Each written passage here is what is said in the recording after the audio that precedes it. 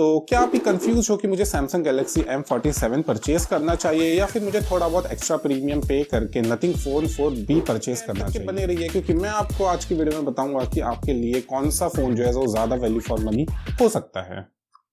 तो यूजुअली हम जो है वो डिस्प्ले से स्टार्ट करते हैं। तो डिस्प्ले की बात की जाए तो Nothing Phone 4B के अंदर में जो है वो आपको 6.7 इंच का एक सुपर एमोलेड डिस्प्ले देखने को मिल जाता है, जो कि 120 हर्ट्ज के रिफ्रेश रेट के साथ में आता है। और रिजोल्यूशन की बात करें तो Nothing Phone 4B में आपको 1080p x 2344 पिक्सल का रिजोल्यूशन देखने को मिल जाता है, जिसका जो पीक ब्राइटनेस है वो 2000 निट्स का है और जिसका जो HBM है वो 1200 निट्स का आपको HBM देखने को मिल जाता है। ऑन द अदर हैंड अंदर आपको 6.6 इंचेस का एक सुपर एमोलेड डिस्प्ले देखने को मिल जाता है, जो कि 120 हर्ट्ज के रिफ्रेश रेट के साथ में आता है। और रिजोल्यूशन की बात करें तो Samsung M47 में आपको जो है 1080p x 2340 पिक्सल का रिजोल्यूशन देखने को मिल जाता है। तो नथिंग में जो है आपको 0.1 इंच ज्यादा बड़ा डिस्प्ले देखने को मिल रहा है। तो इफ अगर आपको जो है वो ज्यादा बड़ा इंच पसंद है तो you can go with nothing. तो ठीक है, अब मुद्दे पे आते हैं। तो सैमसंग में जो है वो आपको 1200 निट्स का ब्राइटनेस देखने को मिल जाता है। और वही अगर हम दोनों ही डिवाइसेस के एस्पेक्ट रेशियो की बात की जाए तो दोनों ही डिवाइसेस जो है 20:9 के एस्पेक्ट रेशियो के साथ में आते हैं। नथिंग जो है वो 87% के स्क्रीन टू बॉडी रेशियो के साथ में आता है और on the other hand Samsung जो है वो 85% के स्क्रीन टू बॉडी रेशियो के साथ में आपको देखने को मिल जाता है। और वही अगर हम पिक्सल डेंसिटी की बात करें तो सैमसंग में जो है वो आपको 395 ppi की पिक्सल डेंसिटी देखने को मिल जाती है और वही नथिंग में जो है वो आपको ओनली 381 ppi की पिक्सल डेंसिटी देखने को मिल जाती है। तो डिस्प्ले के मामले में जो नथिंग जो है वो थोड़ा ज्यादा बेटर डिस्प्ले आपको प्रोवाइड कर रहा है। तो अब अगर हम परफॉर्मेंस की बात करें तो Nothing Phone 4B के अंदर में आपको जो है स्नैपड्रैगन का 6 Gen 4 चिपसेट देखने को मिल जाता है, जो कि 2.3 गीगाहर्ट्ज के ऊपर में क्लॉक्ड है। ऑन द अदर हैंड आपको सैमसंग के अंदर में स्नैपड्रैगन का 6 Gen 3 चिपसेट देखने को मिल जाता है, जो कि 2.4 गीगाहर्ट्ज के ऊपर में क्लॉक्ड है। अगर हम दोनों ही डिवाइसेस की जीपीयू की बात करें तो नथिंग के अंदर में आपको Adreno 810 का जीपीयू देखने को मिल जाता है और वही सैमसंग के अंदर में आपको जो है Adreno का 710 जीपीयू देखने को मिल जाता है। अब अगर हम दोनों ही डिवाइसेस के एंटूटू स्कोर्स की बात करें तो Nothing Phone 4B का जो एंटूटू स्कोर निकल के आता है वो 1 मिलियन के आसपास निकल के आता है और वही सैमसंग का जो एंटूटू स्कोर निकल के आता है वो अराउंड 8 लाख के आसपास आपको देखने को मिल जाएगा। तो अगर हम ओवरऑल परफॉर्मेंस की बात करें तो नो डाउट नथिंग जो है वो आपको बहुत ज्यादा बेटर परफॉर्मेंस प्रोवाइड कर रहा है as compare to Samsung Galaxy M47।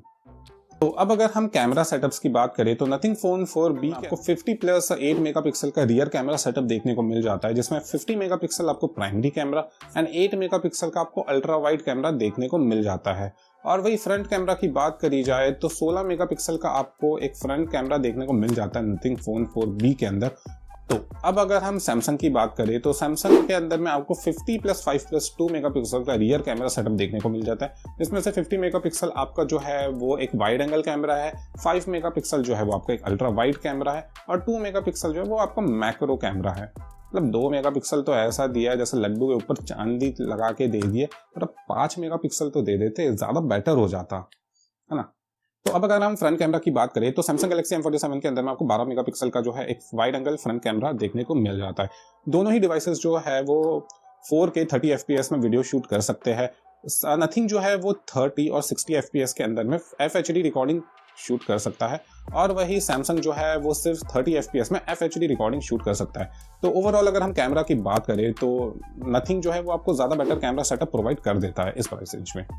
अगर मैं बैटरी की बात करूं तो दोनों ही डिवाइसेस के अंदर जो है वो आपको मैसिव 6000 mAh की बैटरी देखने को मिल जाती है। वही सैमसंग जो है 45 वॉट के चार्जर के साथ में आता है और नथिंग जो है वो आपको 33 वॉट के चार्जर के साथ में देखने को मिल जाता है।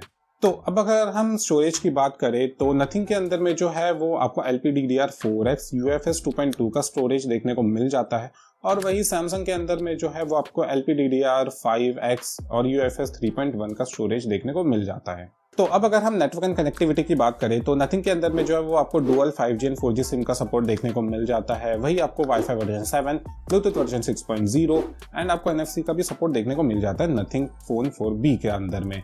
वही अगर हम सैमसंग की बात करें तो सैमसंग में भी आपको dual 5G and 4G SIM का सपोर्ट देखने को मिल जाता है। वाईफाई 7 आपको देखने को मिल जाता है ब्लूटूथ वर्जन यहाँ पे आपको 5.1 देखने को मिल जाता है और NFC का भी आपको कोई सपोर्ट नहीं मिलता है सैमसंग गैलेक्सी M47 के अंदर में।